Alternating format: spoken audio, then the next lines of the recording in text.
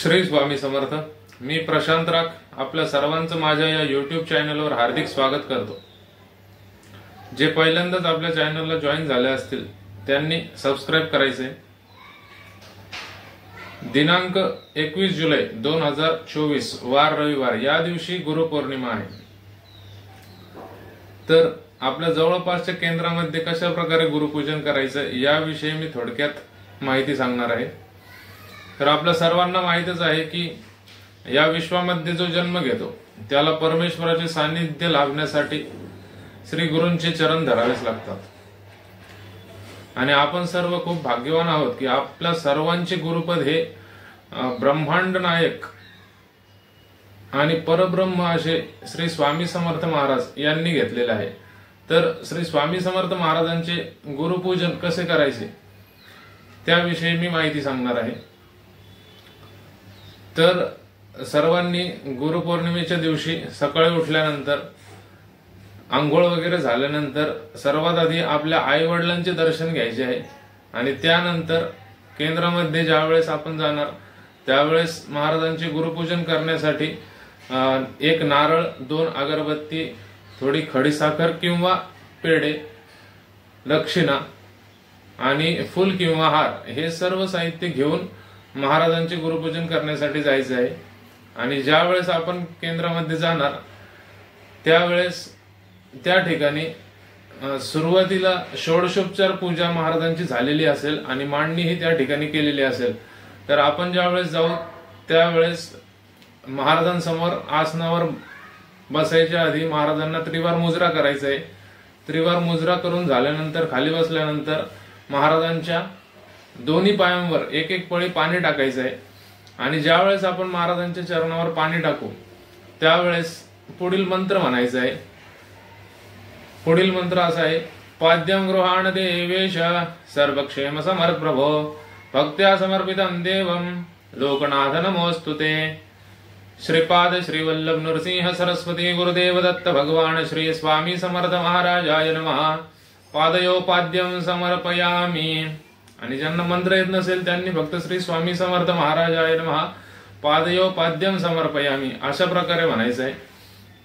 त्यानंतर जर अष्टगंध तिथे ठेवलेला असेल तर अष्टगंध लावायचं आहे महाराजांना।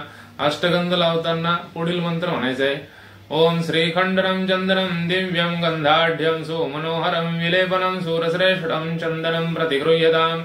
श्रीपाद श्री वल्लभ नृसिंह सरस्वती गुरुदेव दत्त भगवान श्री स्वामी समर्थ महाराजाय नमः।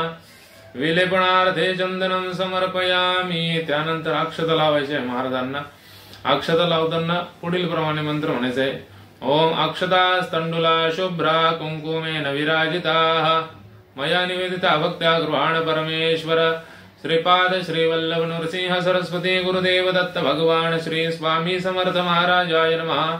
अलंकारार्थे अक्षतां समर्पयामि। त्यानंतर पुष्प अर्पण करायचे किंवा हार जर असेल तुमच्या जवळ तर हार अर्पण करायचे महाराजांना।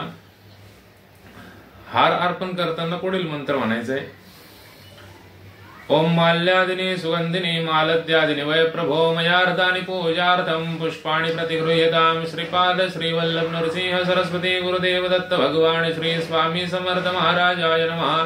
ऋतुकालोद्भव पुष्पं समर्पयामि।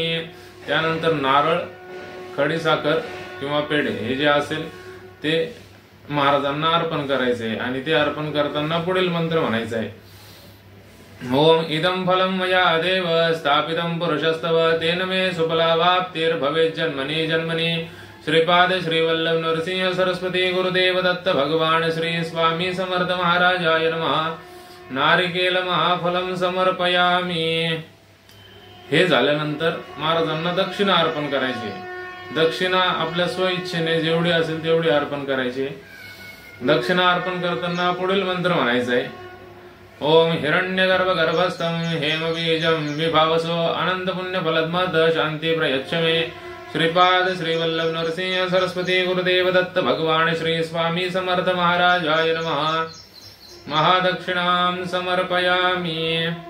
अशा प्रकारे हे सर्व अर्पण झाल्यानंतर पुढील प्रमाणे महाराजांना विनंती करायची, आपणच आमचे गुरु, सद्गुरु, परमगुरु परात्पर गुरु, पूर्ण ब्रह्म, गुरुतत्व आहात. आजपासून आपण आमचे गुरुपद स्वीकारावे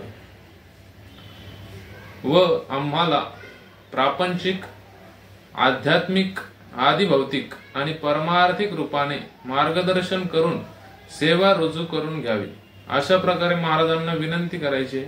विनंती झाल्यानंतर जे महाराजांचं तीर्थ असेल ते तीर्थ पळीने हातावर घ्यायचे आणि ते तीर्थ प्राशन करताना पुढील मंत्र म्हणायचा आहे. ओम अकाल मृत्यू हरणम सर्व व्याधी विनाशनम सद्गुरु श्री स्वामी समर्थ पादोदकम तीर्थ जठरे धारयाम्यहम शिरसाम धारयाम्यहम असा मंत्र म्हणायचा आहे. आणि अशा प्रकारे गुरुपूजन झाल्यानंतर सर्वांनी त्या दिवसापासून महाराजांची रोज स्वामी चरित्र या ग्रंथाचे 3 अध्याय क्रमशः असे वाचन करायचे आहे आणि रोज 11 माळी श्री स्वामी समर्थ मंत्र जप अशा प्रकारे सेवा करायची आहे. या प्रकारे आपण आपल्या जवळच्या केंद्रामध्ये जाऊन थोडक्यात श्री स्वामी समर्थ महाराजांचे गुरुपूजन करू शकतो. श्री स्वामी समर्थ.